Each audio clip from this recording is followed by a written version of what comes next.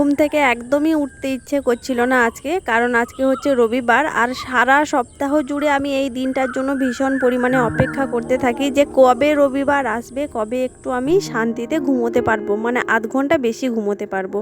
তো আজকে তো রবিবার, ওই জন্য ঘুমিয়ে ঘুমিয়ে হচ্ছে ঘুমোনোর মজাটা নিচ্ছিলাম। তারপর ফাইনালি হচ্ছে ঘুম থেকে উঠে যে বাইরে এসে সবার প্রথমে হচ্ছে ঘরের সামনে যে পর্দাটা ফেলা থাকে, এখনও তো ঠান্ডা রয়েছে, ওই জন্যই হচ্ছে সকালবেলা মানে রাতের বেলা পর্দাটা ফেলে দিই আর সকালবেলা তুলে দিই। তো সেই পর্দাটা তুলে দিলাম। আর গতকাল রাতে যেহেতু রান্না করেছিলাম, মানে ভাত করেছিলাম, সেই জন্য হচ্ছে এঁটো গ্যাসটা এখন ভালো করে মুছে পরিষ্কার করে নিচ্ছি। আর এঁঠো বাসনগুলো সব পুকুর জলে ভিজিয়ে এসেছি আর ঘরটা ঝাড় দিয়ে নিয়েছি। আর কোনো কাজ হয়নি এখনো পর্যন্ত।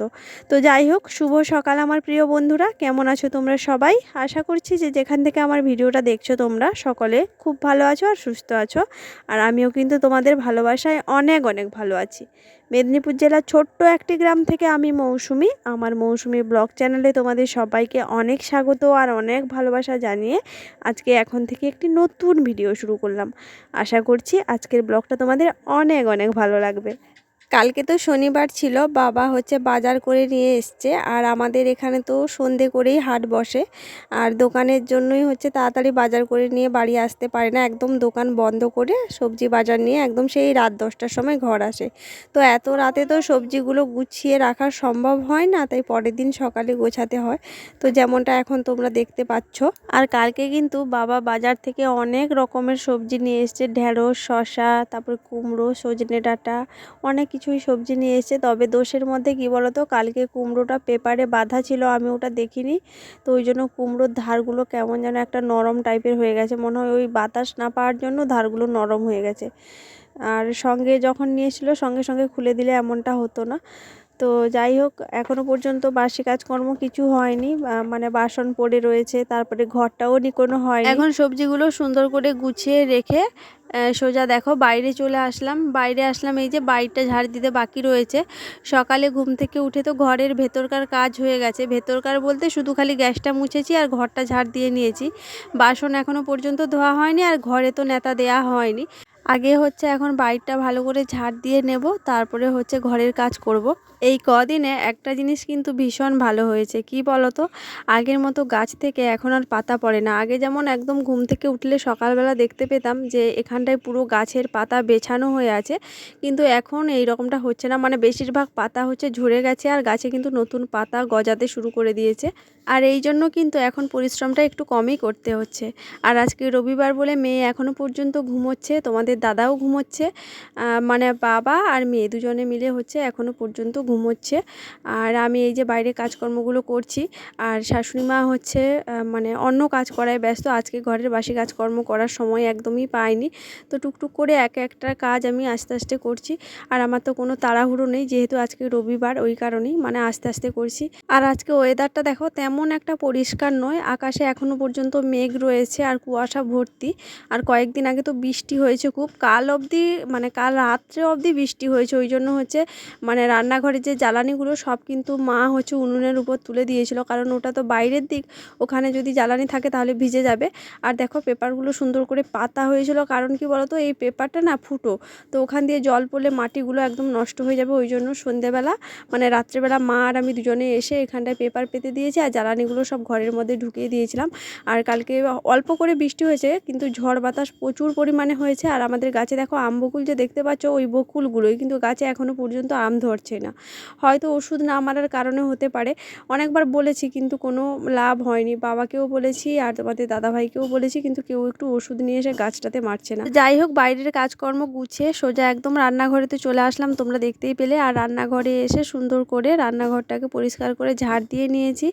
তারপরে যতগুলো জ্বালানি রান্নাঘরের মধ্যে রাখা ছিল সেগুলো সব বাইরে বার করলাম।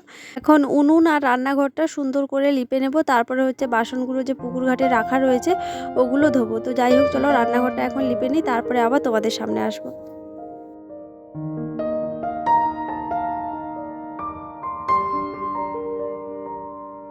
এখন সকাল ৯টা মতো বাজে। মোটামুটি আমার সমস্ত কাজকর্ম শেষ। আর মেয়েও ঘুম থেকে উঠে পড়েছে, তোমাদের দাদাভাইও ঘুম থেকে উঠে পড়েছে। আর শাশুড়ি মা কাজকর্ম শেষ করে ওই যে বিড়ি বাঁধতে বসেছে, আর মেয়ে পড়তে বসেছে। আর এদিকে তোমাদের দাদাভাই ব্রাশ ট্রাশ করে রেডি হয়ে এখন বেরিয়েছে, বাজার যাবে। আজকে তো রবিবার, মাংস কিনতে যাবে, ওই জন্য বাজারে ব্যাগ দিয়েছি। কারণ অনেক দিন থেকে মেয়ে বায়না করছিল মাংস খাবে। আর কালকে তো সোমবার, পরশু দিন হচ্ছে নিরামিষ, আজকে সোমবারও নিরামিষ, আবার বুধবার হচ্ছে শিব চতুর্দশী। ওই কারণে তো এখন ৩-৪ দিন বাড়িতে মাংস রান্না হবে না। ওই জন্য ভাবলাম যে আজকেই নিয়ে আসো, আর আজকেই যদি খাওয়া হয় হবে, নাহলে আর হবে না। ওই জন্য আজকে মাংস কিনতে যাবে বলে তোমাদের দাদাভাই রেডি হয়েছে। আর যাওয়ার সময় বললাম রান্নাঘরের জন্য একটুখানি মানে ল্যাম্প নিয়ে আসতে। তো আমাদের ঘর থেকে রান্নাঘর তো অনেকটা ডিস্টেন্স, তোমরা দেখতেই পাচ্ছ। তো ওই জন্য হচ্ছে মা আর তোমাদের দাদা দুজন মিলে একটা দড়ি নিয়ে মেপে নিচ্ছে কতটা পরিমাণ তার আনতে হবে। আসলে কি বলো তো, একবেলা তো এখানে রান্না হয়, আর রাত্রেবেলা হচ্ছে গ্যাসে রান্না করি, আর সকালবেলা টুকটাক যে জল খাওয়াটা করি ওটা গ্যাসে করি। একবার তো মাত্র উনুনে রান্না হচ্ছে, বাকি দুবার গ্যাসে রান্না হচ্ছে। আর যত জ্বালানি সব গোছানো হয়েছে সেগুলো সব উইতে কেটে খেয়ে যাচ্ছে আর নষ্ট হয়ে যাচ্ছে। ওই জন্য মা বলছে কি এখানে উনুনে মানে 2-3 বেলা করে রান্না করতে। দেখতে দেখতে ঘড়ির কাঁটা কিন্তু এখন পুরো 12টার ঘরে। আর আজকে রান্না করতে বেশ খানিকটা দেরি হয়েছে, বেশ খানিকটা বলতে বেশ ভালোই দেরি হয়েছে। কারণ বাজার থেকে মাংস নিয়ে আসতে আসতে ওর অনেকটা লেট হয়ে গেছে। আর আসার পর হচ্ছে আমরা সবাই মিলে একসঙ্গে খাওয়া দাওয়া করেছি। আমি ব্রাশ ট্রাশ করে স্নান টান সেরে পুজো টুজো সেরে তারপরে হচ্ছে খাওয়া দাওয়া করেছি। আর ততক্ষণে হচ্ছে তোমাদের দাদা বাজার থেকে মাংস নিয়ে চলে এসছে। আর মানে মাঝখানে অনেক কিছুই কাজ করে ফেলেছি, ওগুলো তো আর শেয়ার করাই হয়নি, কারণ এত দেরি হয়ে গেছিলো আর শেয়ার করার সময় পাইনি। তাই যখন রান্নাঘরে আসলাম আবার ভিডিওটা শুরু করেছি। তো আজকে বাজার থেকে মাংস শুধু নিয়ে আসেনি, ওই যে তখন যে মানে কি বলবো তার দড়ি দিয়ে তার কতটা লাগবে মেপেছিল, ওই তার নিয়ে এসছে আর ল্যাম্প নিয়ে এসছে। এখন আপাতত ঘরে হচ্ছে ওই তারটা ফিট করছে, ওই রান্নাঘরে হচ্ছে ল্যাম্প দেবে বলে। আর রান্নাঘরে ল্যাম্প দেওয়ার একটাই কারণ, এখানে শুধু দিনের বেলা রান্না হচ্ছে, মানে একবেলা করে রান্না করছি, আর দুবেলা হচ্ছে ঘরে গ্যাসে রান্না করছি, যার জন্য জ্বালানিগুলো সব উইতে খেয়ে যাচ্ছে, নষ্ট হয়ে যাচ্ছে। আর সবথেকে বড় কথা কি বলো তো, মানে জ্বালানি শেষ করতে পারছি না একবেলা রান্না করে। আর সামনে হচ্ছে তোমাদের দাদার রয়েছে জন্মদিন, তো ওই কারণে ভাবলাম একটুখানি যদি মানে বাইরে রান্না বান্নার ব্যবস্থা করা হয় তাহলে বেশ ভালো হবে, কারণ অনেক আত্মীয় স্বজন বাড়িতে আসবে।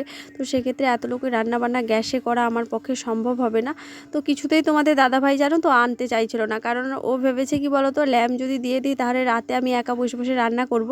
তো অনেক করে যখন মা বুঝিয়ে বলল যে না, যখন বৌমা রান্না করতে আসবে আমি সঙ্গে আসব, তো তারপরে হচ্ছে গিয়ে রাজি হয়েছে। আর আসার সময় ল্যাম্পটা নিয়ে এসছে। আমি অনেক ভয়ে ভয়ে ছিলাম যে আদৌ নিয়ে আসবে কি নিয়ে আসবে না, অনেক দিন ধরেই বলছিলাম বুঝেছো যে ল্যাম্পটা নিয়ে আসবে, এখানে ল্যাম্পটা লাগাবে, এখানে রান্না করতে বেশ ভালো লাগবে, কারণ অনেক জ্বালানি রয়েছে, ওগুলো তো শেষ করতে হবে। ভিডিও তৈরি করা রাজি হচ্ছিল না। আজকে যাই হোক আমি যেদিন ভিডিও করি পরের দিন হচ্ছে সেটা দেই, যেদিনকার ভিডিও সেদিন দিই না, আমার সময় হয়ে ওঠে না, তাই পরের দিনই দিই। আর এটা হচ্ছে রবিবারের ভিডিও। আর আগে অনেকগুলো ভিডিও করা ছিল, পরপর করে দিচ্ছিলাম। তো এই কারণে এই ভিডিওটা হচ্ছে আজকে বুধবার, মানে আজকেই দিচ্ছি। হয়তো অনেকে বলবে আজকে মহাশিবরাত্রি আর এই সব ভিডিও দিচ্ছে, আর আজকে দেওয়ার মতো কোনো ভিডিও নেই। তবে আজকের ভিডিও যদিও করিনি আমি, মানে শিবরাত্রির ভিডিও এখনও পর্যন্ত করিনি। যখন বাড়ি থেকে বেরাবো সমস্ত কিছু তোমাদেরকে শেয়ার করব। ওই কারণেই হচ্ছে আজকের ভিডিও তোমরা আজকে পাবে না, আজকের ভিডিও একদম কালকে দেখতে পাবে যে শিবরাত্রিটা আমি কেমন করে কাটালাম। তো যাই হোক চলো, রান্না বান্না তো আমার প্রায় শেষের দিকে, এবার ভাতটা হয়ে গেছে।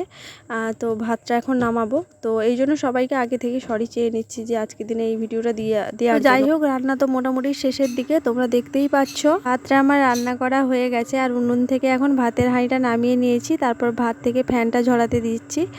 আর ভাতের ফ্যানটা নামানো হয়ে গেলে এখন মাংসটা আরেকটু ভালো করে কষিয়ে নেব, আর কষানো হয়ে গেলে হচ্ছে জল দিয়ে দেব। আজকে মাংস হচ্ছে বলে বেশি কিছু রান্না করিনি, টুকটাকই রান্না করেছি। মাংসর ঝোল তো থাকছেই, সঙ্গে হচ্ছে উচ্ছে আলুর ভাজা আর হচ্ছে মিষ্টি কুমড়োর ভাজা, যেগুলো কিন্তু আগে করে ফেলেছি। সবার শেষে হচ্ছে মাংসটা রান্না করছি, কারণ মাংস রান্না করতে তো বেশ খানিকটা সময় লাগে, এই জন্য মাংসটা আমি সবসময় সবার শেষে রান্না করি, যেমনটা তোমরা দেখতে পাচ্ছ। তো যাই হোক চলো, ভাতের ফ্যানটা নামানো হয়ে গেছে, এবার হাঁড়িটা তুলে এক সাইডে রেখে দেবো, আর মাংসটা আর একটু ভালো করে কষিয়ে নিয়ে সবার শেষে জল দিয়ে দেব। আর ভিডিওটা আজকে আর বড় করব না, এখানেই শেষ করব। তোমরা সবাই ভালো থাকো, সুস্থ থাকো, সাবধানে থাকো। আজকের ভিডিওটা তোমাদের কেমন লেগেছে অবশ্যই কিন্তু কমেন্ট করে জানাতে ভুলো না। যদি ভালো লেগে থাকে লাইক কমেন্ট শেয়ার করে আমার চ্যানেলটিকে সাবস্ক্রাইব করে আমার পাশে থাকবে। দেখা হচ্ছে খুব শীঘ্রই পরের একটা ভিডিওতে। সবাইকে আজকের মতো টাটা, বাই বাই।